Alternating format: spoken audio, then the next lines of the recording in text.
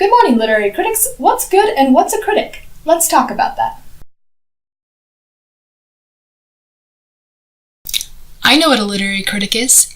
It's someone who judges and comments on the qualities and characters of literary works. Is that the Google definition? No. Bing.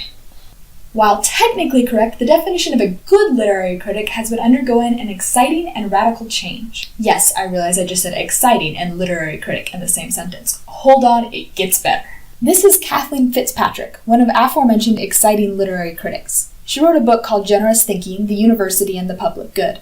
She opens the book by describing an event early in her teaching career when she asked a group of graduate students to give their first impression on an article they had read. The students responded by tearing the article apart, pointing out critical failures and ideological blind spots. Eventually, Fitzpatrick interrupted her students and asked if anyone could explain what the author's purpose had been in writing the article. Her question was met with silence. In an entire seminar of graduate students, no one had paid enough attention to the article to understand the argument of the author. So the students were dumb. Actually, no. Whether accidentally or on purpose, we as a literature community have created a culture of reading against the grain. Students have been trained to pick apart a novel's shortcomings and then move on to the next piece like a flock of angry buzzards, bent on vivisecting the author and her creation. So the students were dumb.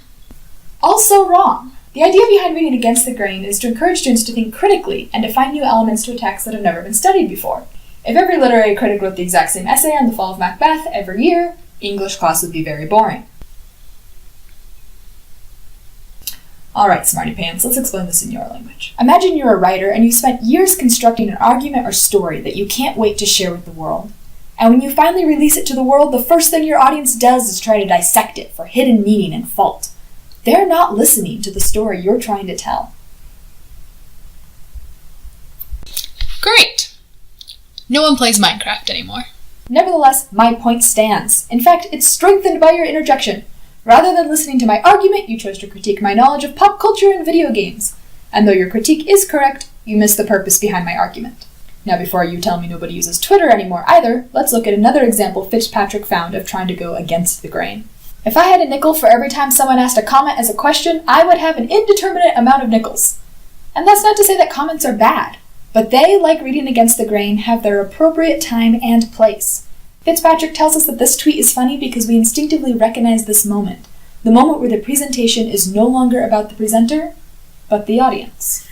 But what is reading with the grain? Or as Fitzpatrick would put it, what is generous thinking? Generous thinking is about entering a book with respect for the author that wrote it.